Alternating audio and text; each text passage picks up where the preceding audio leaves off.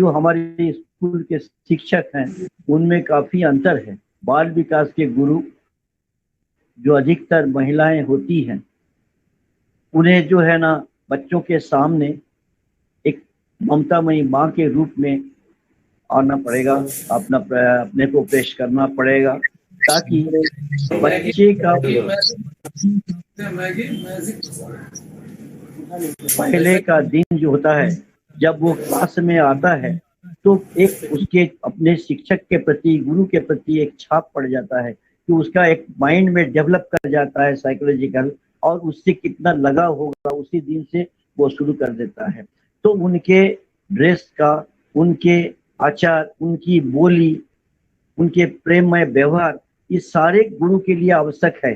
गुरु अगर हंसमुख नहीं हो, गुरु अगर बहुत सारा कोऑपरेटिव नहीं हो, गुरु अगर सबको एक A to Z बच्चों को एक ही नजर में नहीं देखे, तो फिर वहां पर वो सक्सेसफुल नहीं हो सकती है।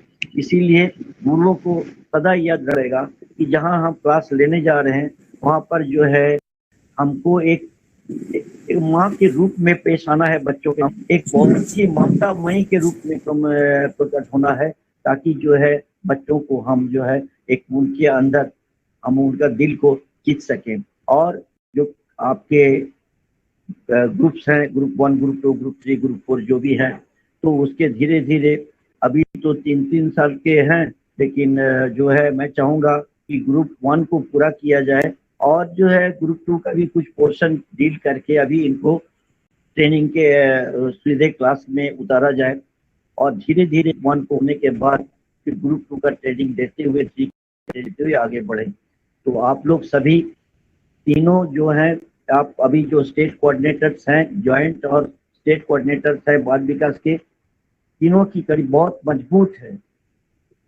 बहुत है, तो लोगों की काफी जानकारी है इन लोगों। इसीलिए मैं समझता हूँ कि एक अच्छी टीम के द्वारा ये कार्यक्रम शुरू किया जा रहा है और अवश्य ही हम आगे सफल होंगे। जय साई राम।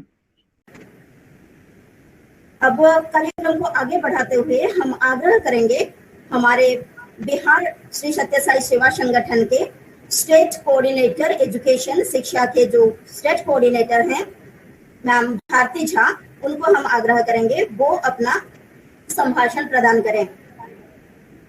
Ma'am doctor Bharati Jha.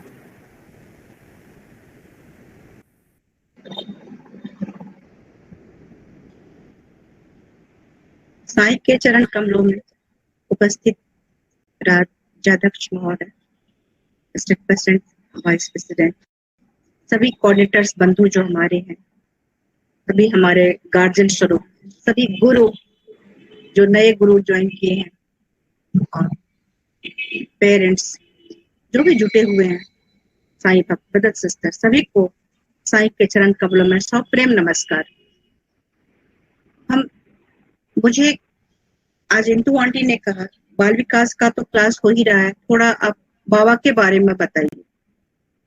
तो बाल विकास का क्लास हो रहा है, बाल विकास के बारे में कहना है, लेकिन बाबा के बारे में क्या बताओ। कहते हैं जब ईश्वर की महिमा कैसे गा सकते हैं, वेद भी उनकी तारीफ करता है तो कहता है नेति नेति, तुम यह नहीं तुम वह नहीं, क्योंकि हम कहेंगे तुम बहुत सुंदर है तो खराब कौन है, तुम बहुत ज्ञानी हो तो अज्ञानी कौन है, सब तो वही है, उसके सिवा है ही कहाँ। तो बस वो नेति नेति। और हम सब बहुत भाग्यशाली हैं, क्योंकि कहते गुरु गोविंद दो खरे काके लागू पाओ, बलिहारी गुरु आपने गोविंदियो बताए। हमारे तो गोविंद ही गुरु है, ईश्वरी गुरु है, शिव शक्ति राम कृष्ण जो भी कहे वो गुरु। बाबा हम लोग को संबोधन भी करते थे, कहते आत्म स्वरूप हो, प्रेम स्वरूप हो, लारा दिव्य स्वरूप हो। कहते तुम भी भगवान हो, मैं भी भगवान हूं, मुझे पता है मैं भगवान हूं, तुम्हें पता नहीं है। तो ऐसा कैसे हो सकता है? हम लोग तो बहुत परेशान होते हैं। क्या भगवान परेशान होता है? परेशान रहते हैं, बहुत दुखी रहते हैं। बच्चा प्रश्न करता है अपने पिता से, पिताजी हम लोग कौन है आखिर? पिता कहते हैं तुम पता कर। तो बच्चा जाता है और कहता है कि पिताजी हम अन्न बहुत जरूरी है, अन्नमय कोश, शरीर तो दिखता है ना, हम लोग अन्नमय कोश हैं, शरीर हमारा घर है, हम लोग शरीर हैं। पिता कहते हैं सही है, थोड़ा और पता करो। बच्चा और जाता है और उसके बाद कहता है पिताजी हम लोग प्राणमय कोश है, सांस ज्यादा इंपॉर्टेंट है। पिता कहते हैं थोड़ा और पता करो। कहते हैं पिताजी मन बहुत जरूरी है। पिता कहते हैं थोड़ा और प्रयास करो। और कहता है ज्ञान विज्ञान बहुत जरूरी है। कहते हैं बहुत करीब आ गए हो, थोड़ा सा और। कहता है अब आता है बच्चा तो चेहरे पे आनंद है। पिता समझ गया कि बच्चे ने अपनी सच्चाई को जान ली, आखिर वो कौन है। हम आनंदमय कोश हैं, हम आनंद हैं, लेकिन हम ऐसे रहते तो नहीं है ना, हम बहुत तकलीफ में रहते हैं। बाबा हमें उसी दिव्य रूप को जानने का प्रयास कराते हैं ताकि हम अपने को जाने, और जानेंगे तो सेवा करेंगे। जीवन का उद्देश्य सेवा ही है, सब कुछ का उद्देश्य सेवा है। एजुकेशन का उद्देश्य क्या है? शिक्षा का चरित्र है। हम आज किसी को याद रखते हैं उसके ज्ञान के लिए नहीं, तो सिर्फ उसके चरित्र के लिए। तो चरित्र का जो हमें विकास होगा वो बाल विकास क्लास से होता है। और बाबा ने इसी के लिए हम लोगों से बाल विकास क्लास के लिए कहते भी हैं। अब हम प्रश्न कर सकता है, मन में आता है, यदि हम इतने भगवान हैं, दिव्य हैं, तो हम अनुभव क्यों नहीं करते हैं? क्योंकि हम तो भटके हुए प्राणी हैं, उस भिखारी के तरह जो रोड पे खड़ा है, भीख मांग रहा है, डरा हुआ है, हमेशा कोसता है कि मैं इस तरह क्यों हूँ। उससे जब कहता है आकर तुम तो राजा के पुत्र हो, वो हंसता है। कैसे राजा का पुत्र हो सकता हूँ मैं? राजा का पुत्र तो हो ही नहीं सकता मैं, क्योंकि मैं तो गरीब हूँ, भिखारी हूँ, पैसे मांग रहा हूँ। जबरदस्ती उसे ले जाया गया राजमहल में, और राजमहल में ले जाने के बाद वो बैठा था राजा के पास। अब उसे विश्वास हो गया, हाँ मैं राजा का पुत्र हूँ। इसी तरह हम सब जो भटके हुए हैं, हमें ईश्वर साईं अपने पास लाकर वो विश्वास दिलाने का प्रयास करते हैं कि तुम और हम, तुम हमारे ही पुत्र हो। हम ही पुत्र क्या, तुम और हम एक ही हैं, हमसे अलग तुम्हारा कोई अस्तित्व नहीं हो, तुम आनंद रूप। तो अब प्रश्न एक उठता है कि हम ऐसा भटक क्यों जाते हैं? क्योंकि माया के प्रभाव में हम अपने चीज को, अपनी मूल को विस्मृत कर देते हैं। एक बार नारद पूछते हैं कृष्ण से, ये माया क्या है? कृष्ण कहते हैं बस पानी पिलाओ। नारद जाते हैं पानी लाने के लिए। जब एक बहुत दूर चलने के बाद देखते हैं एक घर है, खटखटाते हैं घर, एक महिला खोलती है, बहुत सुंदर महिला। वो देखते ही नारद मुग्ध हो जाते हैं, बगल के घर में रहने लगते हैं, उस लड़की से शादी कर लेते हैं, 2 बच्चे हो जाते हैं उनके, बड़ी खुशी जिंदगी जी रहे हैं, 2 बच्चे हैं, प्यारी सी पत्नी है, संपत्ति है। अचानक तूफान आता है, बारिश होती है और बाढ़ आता है। उस बाढ़ में पानी आता है, बचाने के लिए नारद बाहर जाते हैं बच्चे को लेकर। एक बच्चे को कंधा पे लेते हैं, एक को हाथ पकड़ते हैं, एक पत्नी का दूसरे हाथ में पकड़ा है। उस बारिश की आंधी और पानी से, चोट से गोदी, जो बच्चा कंधे पे था गिर जाता है, हाथ का बच्चा छूट जाता है, पत्नी भी छूट जाती है और बहुत दूर गिरते हैं नारद। बहुत चोट लगती है उनको, बहुत पीड़ा में है, मेरा बच्चा खो गया, संपत्ति लुट गई, बर्बाद हो गए। उसी समय एक बड़ा कोमल स्पर्श उन्हें लगता है हाथ पे, और ये कोमल स्पर्श कहते हैं कृष्ण वत्स कहाँ चले गए थे? तुम पानी लाने गए थे। चौंकते हैं नारद, फिर यह क्या था? हम तो बहुत पीड़ा से गुजरे हैं, हम तो वैसे ही हैं, ईश्वर ऐसे ही है। तो फिर कृष्ण ने कहा तुमने ही तो कहा ना माया को दिखाओ, यही हम माया में फंसे हैं। तो किससे कैसे मुक्त होगा? सिर्फ और सिर्फ ज्ञान से। हम ज्ञान से जान पाते हैं। इसी के लिए बाबा ने 5 डी की बात कही है, duty, devotion, discipline, discrimination, determination. और यही 5 बाल विकास में 5 टेक्निक के रूप में दिया है। ये 5 टेक्निक क्या है? Prayer, silent sitting, group singing, story telling, activity. क्योंकि हम सेवा करें। सेवा हम क्यों करें जब तक डिवोशन नहीं होगा? डिवोशन क्योंकि विश्वास, श्रद्धा ज्यादा जरूरी है। विश्वास तो एक नाई पे भी हम कर लेते हैं, जाते हैं उसके पास बाल बना आते हैं, क्योंकि विश्वास है, गला नहीं काटेगा।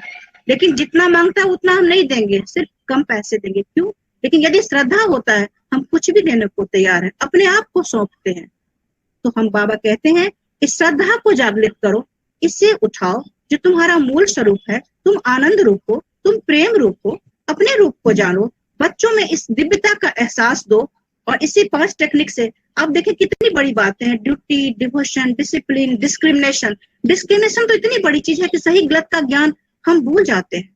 लेकिन हम ये बच्चे बाबा का जो 5 टेक्निक है बाल विकास के थ्रू जो कराते हैं, प्रेयर प्रार्थना, शांत होके बैठना, कहानी कहना, ग्रुप में गाना और एक्टिविटी, इन 5 से हम इन सब बड़ी बातों को जान जाते हैं। तो स्वामी ने बहुत छोटे से मतलब बहुत सिंपल कर दिया है बहुत बड़ी चीज को, और बाल विकास के माध्यम से तो हमारा परम दायित्व है कि हम बाल विकास में जुड़कर हम बच्चे को लाए, जुड़े और अपने समिति को क्या समाज सेवा करे, तो बहुत बड़ा समाज सेवा है। शुरुआत करेंगे ये प्रशिक्षण कार्यक्रम का हमारे इंदु आंटी, जो कि हमारे श्री सत्य साई बाल विकास के जॉइंट कोऑर्डिनेटर हैं, बिहार राज्य के जो जॉइंट कोऑर्डिनेटर हैं। हम अब आग्रह करेंगे और उनको हम आमंत्रण करेंगे अभी वो प्रशिक्षण का कार्य शुरू करें। इंदु आंटी। ओम श्री साई राम। मेरी आवाज जा रही होगी? हाँ आंटी आ रहा है, थोड़ा कैमरा थोड़ा एडजस्ट कर लीजिए, आपका मुंह आधा दिख रहा है। अच्छा, हाँ बस अभी सही है। सही है। हाँ आवाज आ रही है आंटी, बताइए। साई राम। भगवान बाबा के चरण कमलों में कोटि कोटि प्रणाम। आदरणीय स्टेट प्रेसिडेंट, वाइस प्रेसिडेंट, बेटी प्रज्ञा, भारती जी, सभी नए गुरु, मेरे सभी बहनें, सभी बच्चे, और फिर से भगवान बाबा के चरण कमलों में कोटि कोटि प्रणाम, और सभी को सप्रेम हृदय से साई राम।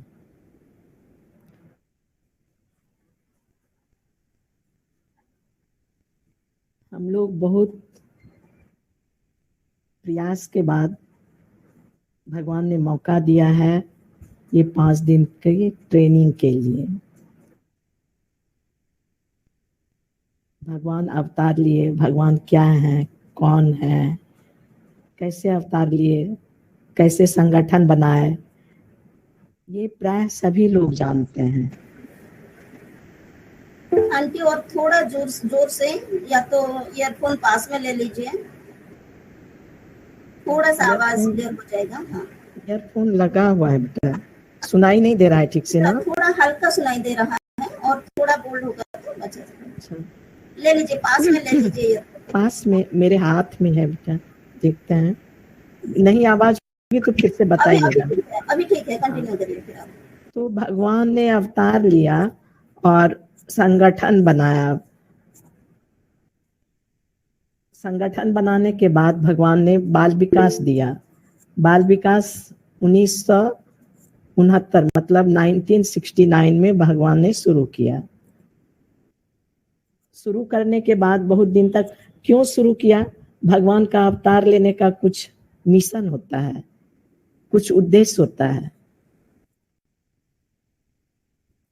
गीता के 4थे अध्याय में है, यदा यदा ही धर्मस्य ग्लानिर्भवति भारत अभ्युत्थानम अधर्मस्य।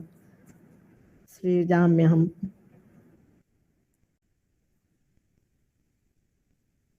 हेलो हेलो हेलो बोलिए। आवाज आ रही है? आपकी आवाज आ रही है? अच्छा, आवाज आ रही है, बोलिए। तो भगवान ने जब जब धर्म की हानि हुई तो भगवान ने अवतार लिया, और इस अवतार में भगवान देखे कि सब बहुत ही गलत रास्ते पर हैं, बहुत ही दुष्कर्म में फंसे हुए हैं, अच्छी आदत नहीं रह गई है सबों की, छूट मारपीट हिंसा सब कुछ है। भगवान ने अवतार लेकर बहुत प्रयास किया। भगवान अवतार लेने का था उद्देश्य भक्त संरचना, भक्त संरक्षक और वेद की स्थापना जो खो गया है। लेकिन वो भगवान बहुत दिन तक प्रवचन दिए। 1940 में भगवान ने घोषणा की मैं भगवान हूँ, और घोषणा करने के बाद उन्होंने शुरू किया, भाषण दिया, बहुत भाषण दिए, लेकिन फिर भी कुछ अंतर नहीं हुआ। भगवान ने सोचा कि बच्चे बहुत कोमल हृदय के होते हैं, इसलिए उन्होंने बाल विकास की स्थापना की। भगवान का उद्देश्य ही था, भगवान जब निराकार रूप में ये संसार था तो भगवान का एक संकल्प हुआ, एको हम बहुश्यामा। भगवान को इच्छा हुई कि हम अपने आप से प्रेम करें। भगवान जब कहते हैं आत्म स्वरूप लारा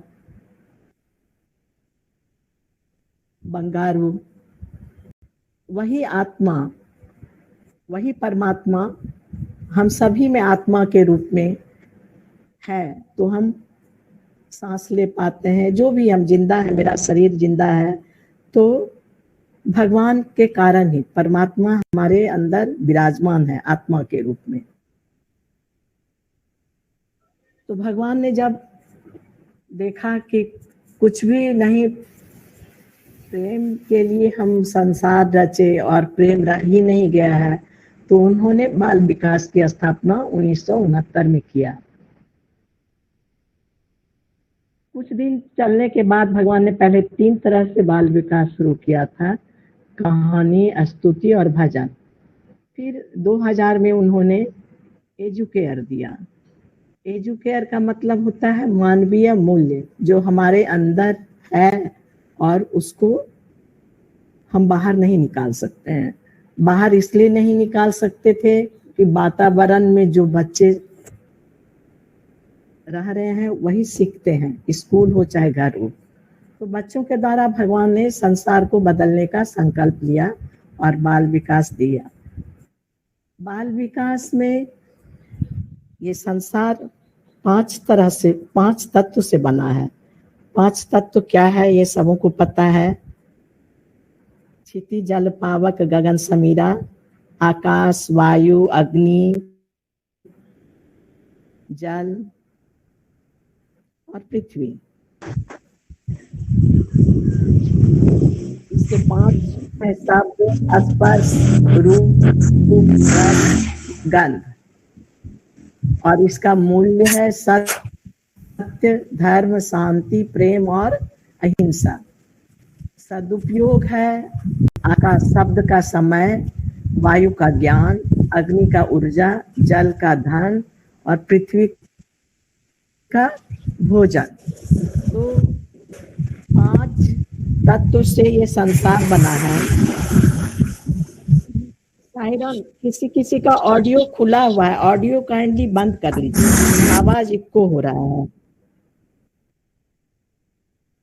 5 तत्व से ये संसार बना है। 5 ज्ञानेंद्रिय हैं, आंख, कान, नाक, त्वचा, क्या क्या है। हम क्लास जब लेंगे, आप सभी अभी बच्चे के रूप में यहाँ ट्रेनिंग ले रहे हैं। सभी गुरु, जितने नए गुरु हैं, बच्चे के रूप में ट्रेनिंग ले रहे हैं। आमने सामने ट्रेनिंग देने पर आपस में एक दूसरे का चेहरा देखते हैं, भाव देखते हैं। ये थोड़ा कठिन है ऑनलाइन ट्रेनिंग, लेकिन हम धीरे धीरे बात करते करते आपस में सब मिल जाएंगे। और मेरी बात पर थोड़ा सा ध्यान दीजिएगा।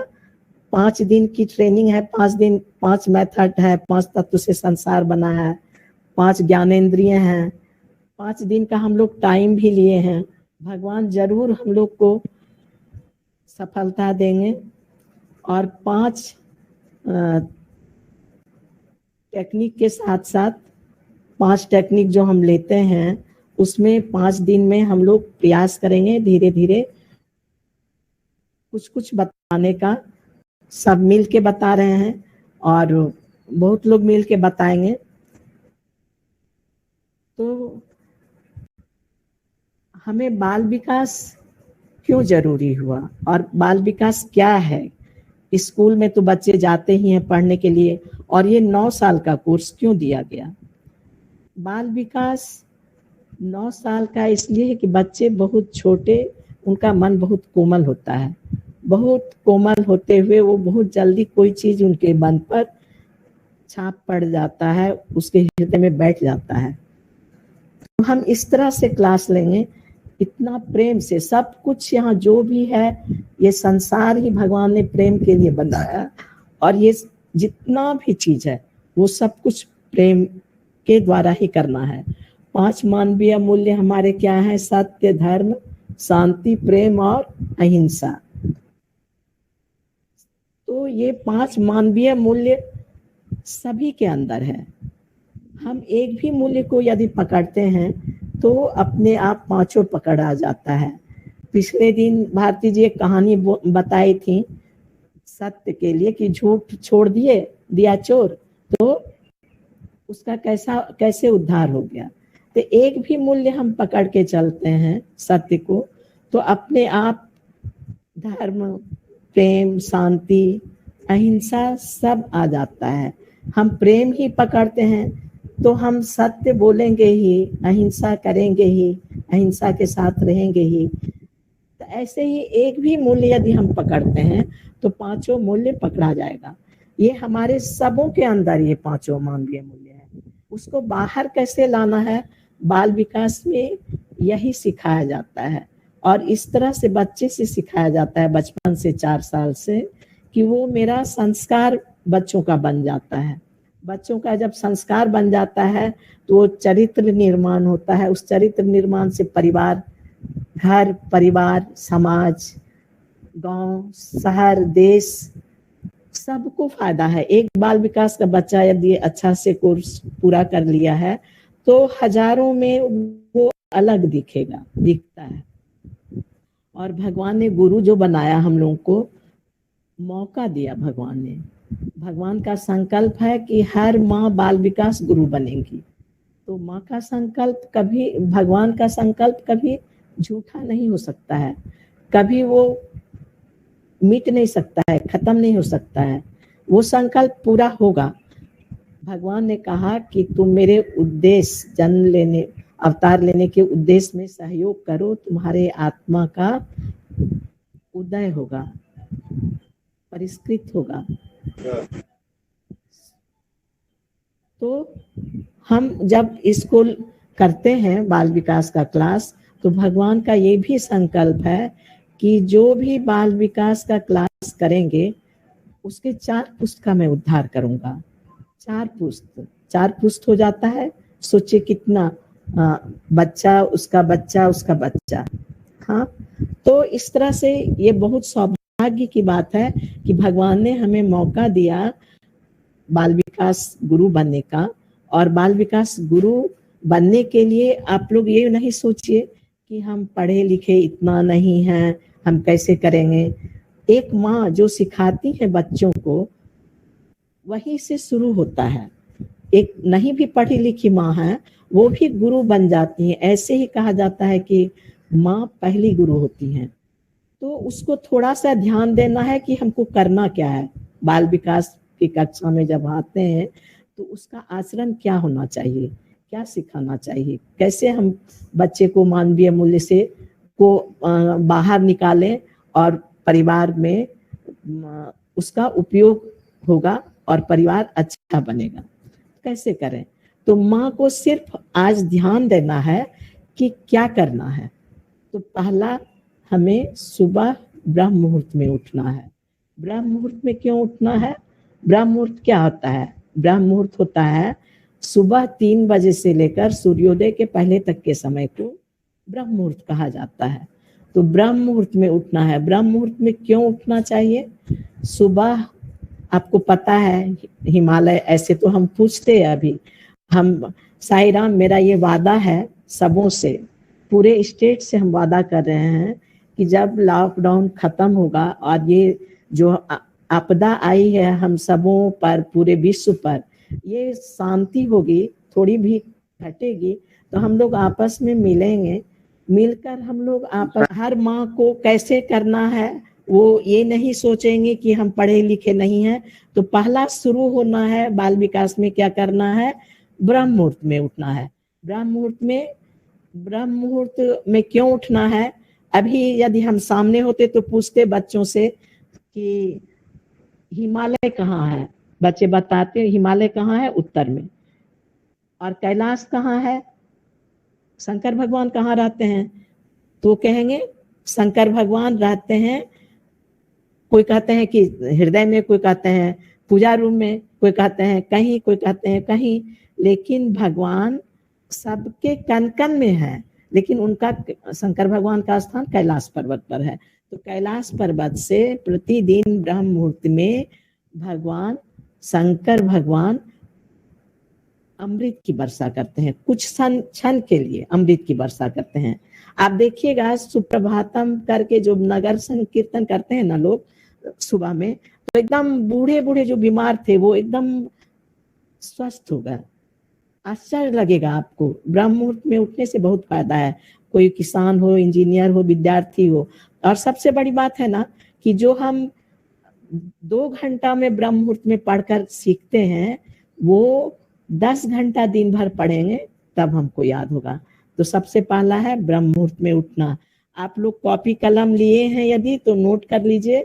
पहला है बच्चों का ब्रह्म मुहूर्त में उठना। दूसरा, बिछौन पर ही कराग्रे बसते लक्ष्मी, कर मध्य सरस्वती, कर मूले तु गोविंद, प्रभाते कर दर्शनम। ये हाथ देखकर करना है। और पहले हम बता दें कि क्या क्या करना है, फिर हम बताते हैं आगे। तो कराग्रे बसते लक्ष्मी करना है, फिर धरती माँ को प्रणाम करना है, उसकी भी प्रार्थना है, प्रार्थना करते हुए समुद्र बसने देवी। उसके बाद हम बिछावन से जब नीचे उतरेंगे पृथ्वी माँ को प्रणाम करके फिर अपने माता पिता को प्रणाम करेंगे, क्योंकि माँ मेरी पहली भगवान है, क्योंकि मुझे इतने दिन अपने शरीर से जन्म दी, इतने दिन अपने पेट में रखी।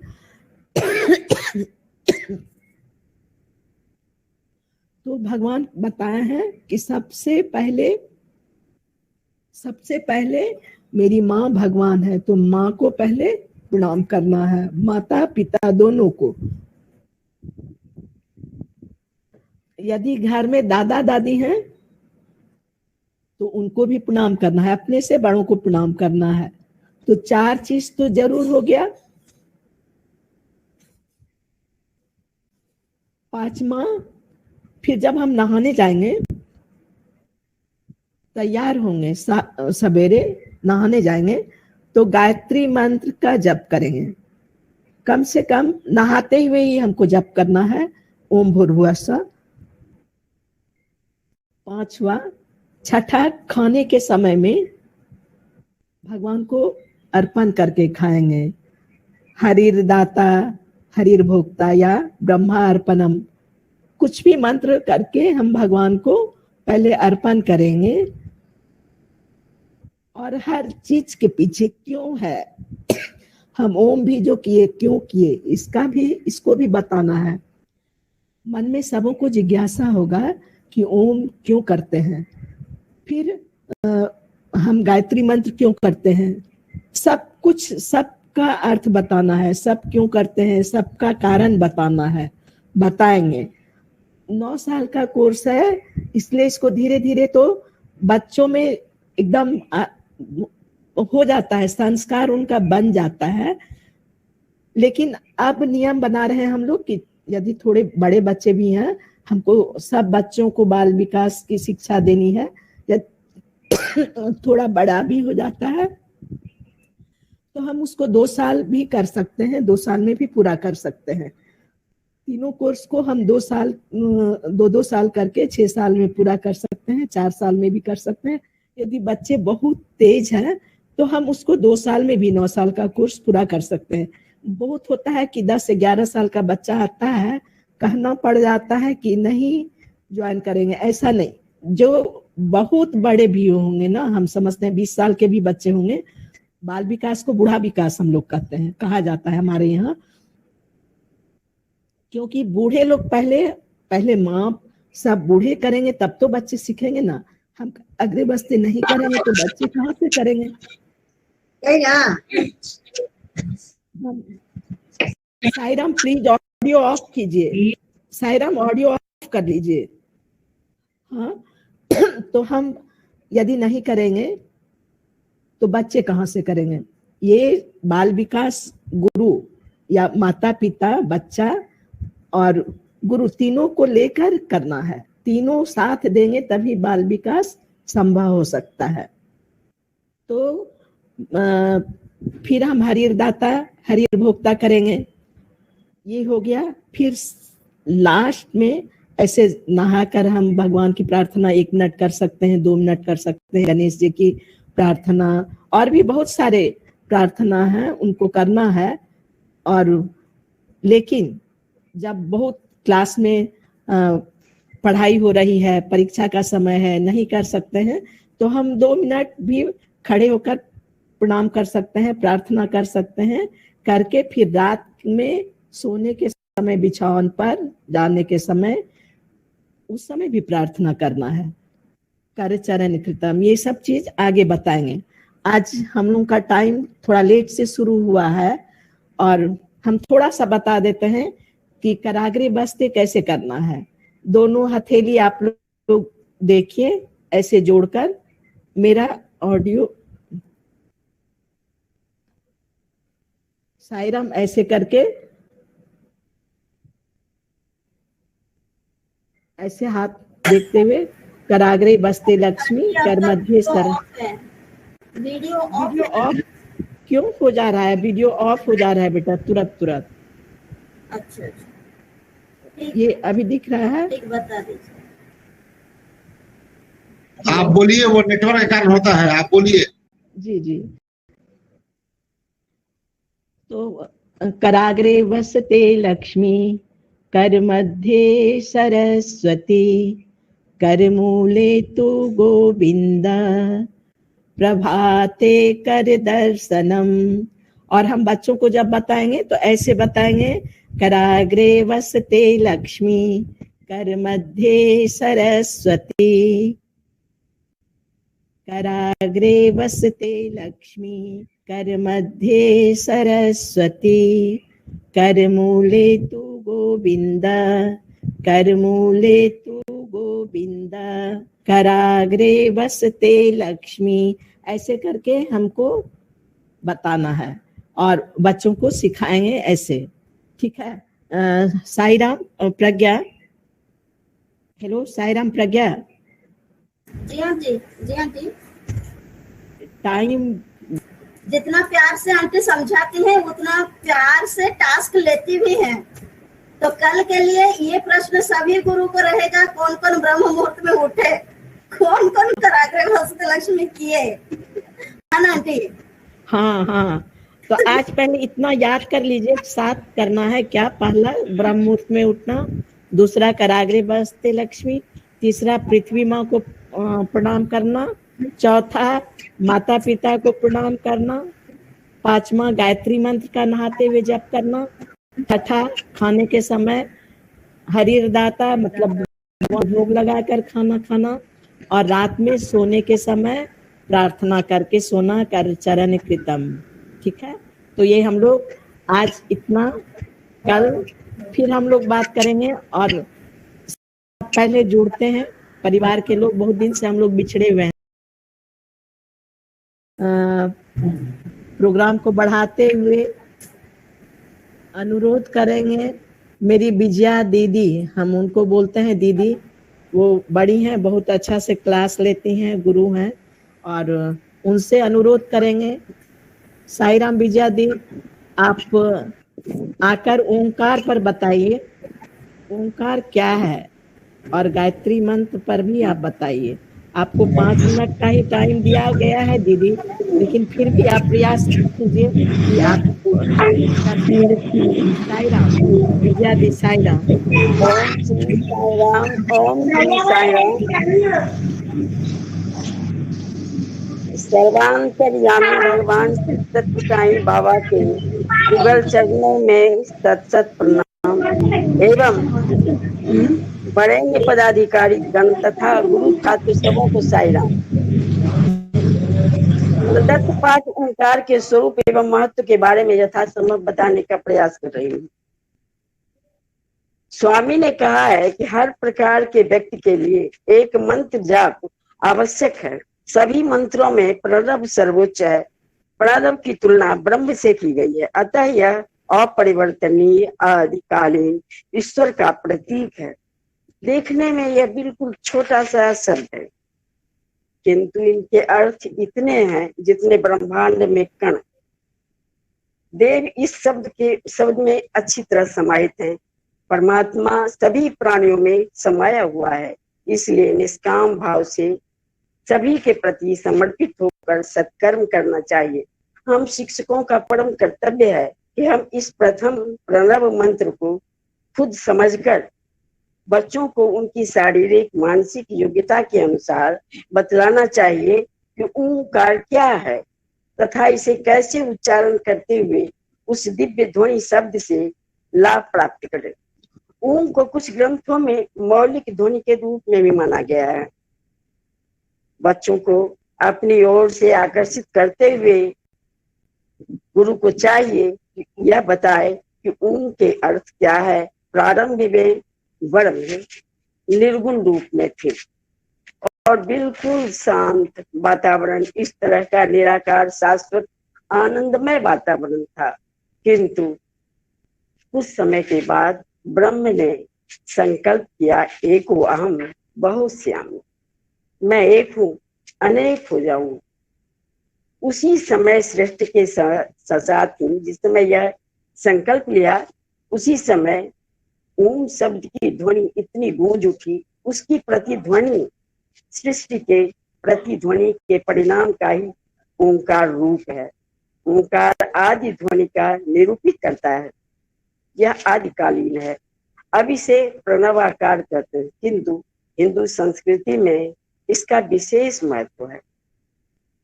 ब्रह्मांड की प्रत्येक कण में गति होती है, हलचल होती है। पृथ्वी में भी हलचल, की समस्त हलचल इसी प्रकार की है। ध्वनि सभी दिशाओं में व्याप्त है, चाहे हम जंगल में हो, वन में हो, घर में हो, दृष्टांत भाव से हो, वहां भी यह शांत भाव रहने पर आपको मीठी मीठी सुनाई पड़ती है। और ध्वनि सभी दिशाओं में गूंजने के कारण हम सभी उसके जुड़े, सभी जीवों में वह ध्वनि व्याप्त है। क्योंकि कण कण में वह व्याप्त है, इसलिए प्रत्येक प्राणियों में भी वह व्याप्त है। हम एक ही प्रकार की परिणाम कारक हवा हारमोनियम में भरते हैं, लेकिन फिर क्या कारण है कि हम किसी दूसरी पट्टिका पर जब हाथ दबाते हैं तो उससे तरह तरह की ध्वनि निकल आती है। वह रे गा मा पा धा निशा के रूप में आती है। इसी प्रकार हम जिस ध्वनि को देखते सुनते हैं, उसी ध्वनि को हम ग्रहण कर लेते हैं और हमारा रूप इस तरह बदलता है। इसी प्रकार समस्त ध्वनियों का जन्मदाता ओंकार ही।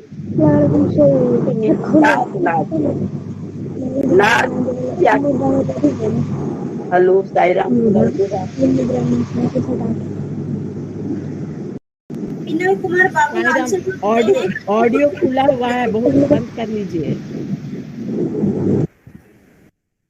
नाद की आवृत्ति उसकी जो है 8 कलाएं लिए हुए है। शब्दमयी, चराचरमयी, ज्योतिर्मयी, वांगमयी, नित्यानंदमयी, परात्परमयी तथा मायामयी और अंत में श्रीमयी। इन सभी मयी ध्वनियों में यह संसार सुमधुरित गुंजान हो रहा है और यह नाद और किसी का नहीं, ब्रह्म का है। क्योंकि शब्द ब्रह्म है। इसके 3 पहलू हैं, सृष्टि, स्थिति एवं लय, अर्थात सृजन, पालन, संहारन।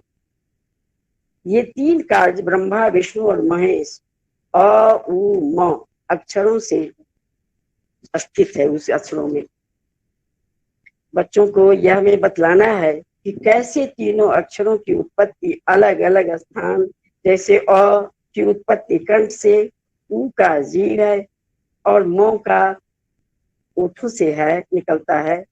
जब ये तीनों एक साथ उत्पन्न होते हैं तो उनमें से एक ही नाद तैयार होता है, वह नाद है ओम।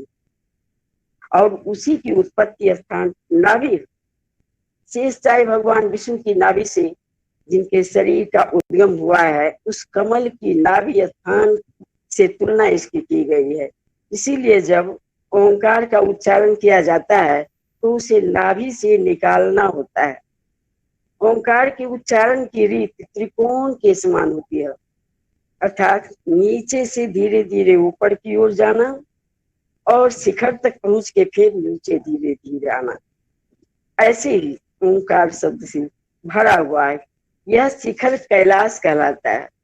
अभी जो श्रद्धेय हिंदू जी ने कहा कि वहां से अमृत की वर्षा होती है, यही अमृत की वर्षा होती है, क्योंकि वह शिखर जो है वह ओंकार से भरा हुआ है और वह ओंकार निर्झर शांत में अधिक सुनाई देती है और वह शरीर को अधिक प्रभावित करती है।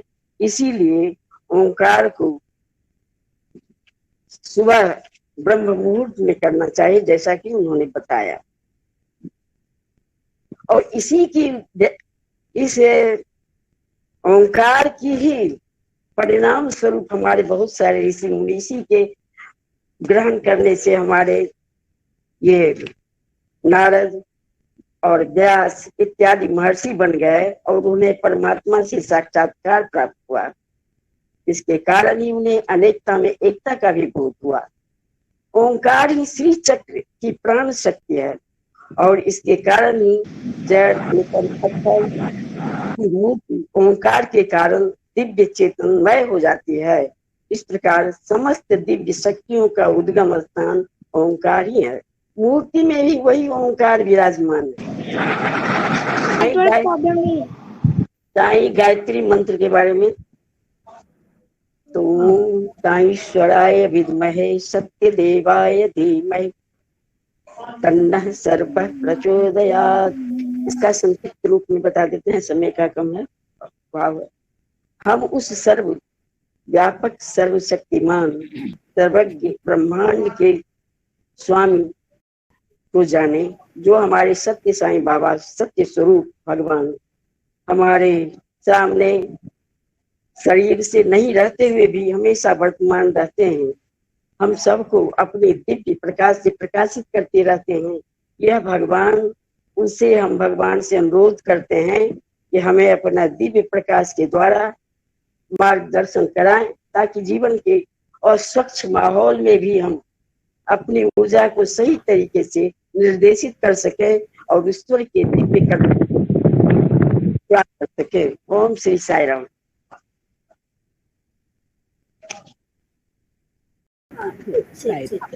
साई राम। वेद जैसे आज इंदु आंटी ने भी खुद बताया कि हमारा जो बाल विकास का जो अभी का रिसेंट जो सिलेबस है, जो पाठ्यक्रम है, उसमें वेदा को भी इंक्लूड किया गया है। जब हम बाल विकास गुरु हैं तो हमें बच्चों को वेद सिखाना होगा। जब हमको बच्चों को वेद सिखाना होगा तो पहला कदम यह होगा कि हमें वेद सीखना होगा। अब वेद को भगवान ने बाल विकास के सिलेबस में क्यों इंक्लूड किए, क्यों इसको अंतर्गत किए? क्योंकि आप लोग सभी जानते हैं स्वामी का अवतरण का एक मुख्य उद्देश्य है वेद पोषण और वेद उद्धारण। और बाबा की भाषा में अगर मैं कहूँ तो वेद सीखना, वेद मंत्रों का उच्चारण करना हर एक व्यक्ति का अधिकार है। जैसे पहले कहा जाता था कि नारियों को ये वेद उच्चारण मना है, सिर्फ ब्राह्मण ही वेद उच्चारण कर पाएंगे, ऐसा कोई कुछ नियम है ही नहीं। ये सारा हम ही लोगों का बनाया हुआ नियम है, क्योंकि हम लोग सब जानते हैं वेद का और एक नाम है अपौरुषेय। अपौरुषेय यानी विजया दी काइंडली अपना म्यूट कर दीजिए विजया दी। हाँ, तो वेद को कहा जाता है अपौरुषेय, मतलब किसी पुरुष से जो नहीं आया है, किसी व्यक्ति विशेष से जो नहीं आया है, वो है अपौरुषेय। यानी कि तो फिर अगर किसी व्यक्ति विशेष से वो नहीं आया है तो कहाँ से आया है?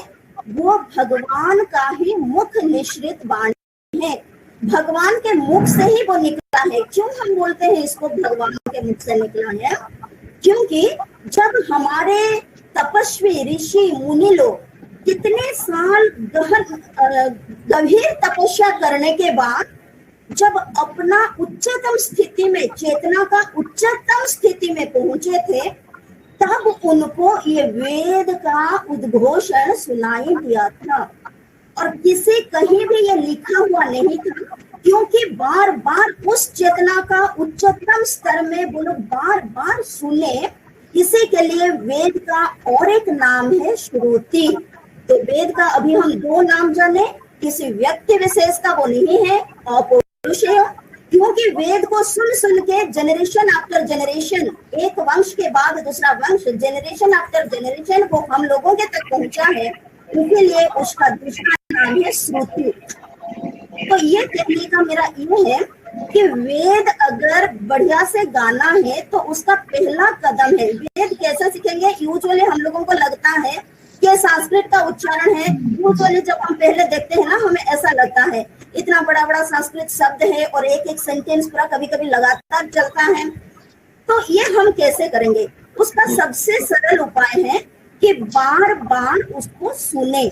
बार बार सुनने से ये अपने आप अंदर वाइब्रेशन क्रिएट करता है और अपने आप दिमाग में सेट हो जाता है। और अब हम लोगों के लिए और ये क्यों इजी हो गया है, क्योंकि अभी हमें प्रिंटेड फॉर्म में ये मिलता है। वेदा आप चाहे नेट से सर्च कर सकते हैं, हमारे पास वेद का बुक भी, किताब भी अवेलेबल है। या फिर अगर किसी के पास किताब अवेलेबल नहीं है, किसी को भी जरूरत है, तो हम आप कोई भी अगर चाहे तो उसका पीडीएफ भी शेयर किया जा सकता है। ऐसे गूगल से मिल भी जाएगा, गूगल से सर्च करेंगे पीडीएफ सारा किया जाएगा। जो बाल विकास का कितना भी कार्यक्रम है ना, वो first group, second group, third group सारे को व्हाट्सएप में शेयर किया जाएगा। ट्रेनिंग जिस दिन खत्म होती है वो शेयर किया जाएगा, आप लोग डाउनलोड करके रखवा सकते हैं, ठीक है। और क्योंकि हम लोग बाल विकास गुरु हैं, सन्मुख, मुझे जैसे लग रहा है जो पुराने गुरु हैं सबके पास सन्मुख रहा होगा, और उस सन्मुख में ये वेद मंत्र लिखा हुआ है। तो जिस समय हम वेद सुनेंगे उस समय ये सामने अगर हम देखते भी रहेंगे तो फिर हमारे लिए बहुत इजी हो जाएगा। तो वेद का बाबा का बताया हुआ 3 लाइन से मैं स्टार्ट करती हूँ। बस इसका आज का मेरा कहना मैं खत्म करूंगी। जो बाबा का कहना है, वेद शिक्षा का 3 सोपान है। पहला सोपान है वेद मंत्रों का सही स्वर के साथ, सही उच्चारण के साथ उसका गाना, उसका उच्चारण करना, सही उच्चारण सही स्वर के साथ होना, ये पहला सोपान है। द्वितीय सोपान में ये है कि जो आप वेद मंत्र पढ़ रहे हैं उसका मतलब क्या है वो हमें समझना है, तभी हमारे अंदर उस मंत्र में क्या हम प्रार्थना कर रहे हैं, क्या कहा गया है, वो भाव आएगा। और तीसरा है जो वेद वाक्य है वो वेद वाक्य को अपने जीवनचर्या में प्रतिफलित करना है, यानी कि खुद में अपने व्यवहार में उसको साकार करना है। पहले सही से सही उच्चारण से गाएंगे, दूसरी बात उसका अर्थ समझेंगे, तीसरा जो कुछ हम सीख रहे हैं उसको प्रयास करेंगे अपने जीवन में प्रतिफलित करने का। तो बस आप लोगों के पास, सबके पास रहा होगा, किताब जरूर रहा होगा। तो आप लोग जब देखेंगे, थोड़ा सा मैं टिप्स दे देती हूँ, क्योंकि इवन गणानाम त्वाम भी मैं भी शायद परफेक्टली नहीं गा पाती हूँ, लेकिन प्रशांति का जो स्टाइल रहता है वही स्टाइल को हम लोग आदर्श मानते हैं। तो जब आप देखेंगे ना वेद का जो किताब है, चाहे वेद का किताब देखिए, वीडियो ऑन कीजिए आप अपना। या फिर ये मेरे सिस्टम का कैमरा थोड़ा सही नहीं है आंटी, मेरा कैमरा मैं अभी डिस्प्ले करूंगी, अभी डिस्प्ले कर देंगे। ठीक। तो ये जो वेद का जो आप किताब में, वेद का किताब में देखिए या सन्मुख में देखिए, कहीं भी देखिए, वहां पर लिखा जो रहता है ना उसका क्या मीनिंग होता है। आप देखिएगा कहीं कहीं ऊपर 2 लाइन दिया हुआ है, कहीं कहीं नीचे 1 लाइन दिया है, कहीं कहीं ऊपर 1 लाइन दिया है। मैं अभी प्रेजेंट कर देती हूँ, आपको समझ में आ जाएगा। थोड़ा सा टाइम देंगे, 2 मिनट, मैं उसी में कर दूंगी। तब तक प्रज्ञा प्रेजेंट कीजिए। मैं 2 बातें कहना चाह रही हूँ। क्या बात है कि वेद की बात चली है तो थोड़ी जब जानकारी हो तो कुछ बात कहना जरूरी हो जाता है। श्रुति बहुत ही अच्छा कहा आपने कि श्रुति जो हम सुनते हैं श्रुति होती है, और ये जो कहा बातें है ना कि ये पढ़ना नहीं चाहिए, मैं थोड़ा यहाँ इस बात को बिल्कुल खंडन करूंगी, क्योंकि आप लोगों ने देखा, अब आई थिंक पता होगा, या जब याज्ञवल्क्य जो जनक के गुरु थे, उनकी 2 पत्नियां हैं, दोनों उनके एक जो वेद की संहिता की निर्माण है जो गार्गी ने किया है, गार्गी महिला थी, तो ये तो बीच की बात है। और जब व्यास का जब संस्कार होता है तो बोला इनको अब ब्राह्मण बना दिया जाए, है ना। हमें सिर्फ अपने अंदर, बाबा कहते हैं 3 चेतना का स्तर है, एक जो हम जानते हैं, दूसरा लोग जो हमें जानते हैं, और तीसरा जो एक्चुअल हम हैं। तो वेद और कुछ नहीं, हमें अपने से जोड़ता है। वॉट एवर हम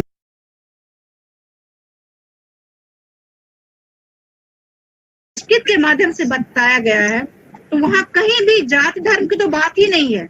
और पुरुष मीन सेल्फ, पुरुष मतलब आत्मा। अब दुर्गा पाठ पूरा पढ़े, पुरुष mean no ladies and gents, no gender. Self को पुरुष और प्रकृति सांख्य फिलॉसफी की बात है, आत्मा कहा गया है। तो वेद सबके लिए है और एक प्राणी मात्र के लिए है, सबके लिए है। और इसमें बाबा बहुत थोड़ा सा बाल विकास में दिए हुए हैं ताकि जो बच्चे को प्रैक्टिस में है, प्रैक्टिस बहुत इंपॉर्टेंट है। तो वेद में स्टार्टिंग महिला ने रचा है तो महिला मना कैसे कर सकती है, और जाति वगैरह कोई मतलब ही नहीं था, ये सब तो मानी हुई बातें हैं। तो बस हमें ये बाल विकास प्लेटफॉर्म इन सब से हटके सबको एक वैदिक संस्कार में आप लोगों को सबको पता है, दिख रही है नारियों को, क्योंकि कहा गया है यत्र नार्यस्तु पूज्यन्ते तत्र रमन्त देवता। ये हमारा शुरू से हमारा वैदिक सभ्यता में ये तो रहा ही है। लेकिन बीच में जो मध्य युग जिसको बोलते हैं, मेडिएवल हिस्ट्री, मध्य युग में कहीं कहीं किसी जातिवाद के तरह से ये आया था। Let's live it. चलिए यहाँ पर मैं इसीलिए इसको डिस्प्ले किए, आपको दिख रहा होगा गणा नांग। देखिए नांग के ऊपर दो टिप दिया गया है, 2 लाइन खींचा गया है ऊपर। देन त्वा गण प के ऊपर 1 लाइन खींचा गया, पतिकुम हवा महे क के नीचे लाइन खींचा गया, विंग के चला, फिर क में ऊपर गया। ये जो सिंबल्स है, ये सिंबल अगर समझ जाएंगे तो हम लोग एक बार ट्यून पकड़ने से बढ़िया से कर लेंगे। कैसा होगा, जहां नीचे गया है वहां पर स्वर थोड़ा नीचे के तरफ जाएगा, ऊपर जहां 2 लाइन है वहां पर वो लंबा होगा, ऊपर जाएगा और थोड़ा सा लंबा होगा। ये जहां पर ऊपर 1 लाइन है वहां पर लंबा नहीं करेंगे, लेकिन थोड़ा सा ऊपर जाएगा। तो एक बस फर्स्ट लाइन का मैं डेमो मतलब बता दे रही हूँ। गणनाम, देखिए ना के पास कैसे होता है नाम, तो ये थोड़ा सा लंबा होगा। गणनाम त्वा गणपति, ऊपर जाएगा। गणनाम त्वा गणपति गुम हवामहे कविं कवीनामुपमश्रवस्तमम्। ये उसका इंटोनेशन रहता है। तो ये सिंबल बेसिकली जहां भी आप देखेंगे, ये 2 देखेंगे ऊपर, ये देखेंगे यहाँ पर 1, यहाँ पर 1।